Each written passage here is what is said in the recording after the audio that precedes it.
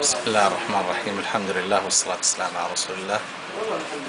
أشكر الأخوة جزاهم الله خير في قناة الأقصى على زيارتهم وعلى عيادتهم لأخيهم، وأسأل الله أن لا يحرمهم من أجر، وأبشر الجميع الحمد لله أنني بخير ونعمة وعافية وزيادة فضل من رب العالمين. يعني والذي عرض لي يعرض للكثيرين، يعني فالأمر سهل لله الحمد.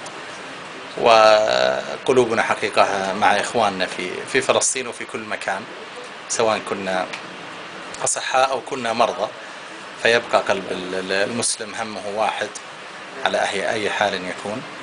وأسأل الله تعالى بإذن الله أن ييسر لنا اجتماعا معهم في فلسطين وفي المسجد الأقصى تحت راية لا إله إلا الله. وأسأل الله تعالى للجميع التوفيق والسداد، وأن يرزقنا وإياكم جميعا الشهادة في سبيل الله. السلام عليكم ورحمة الله وبركاته. الله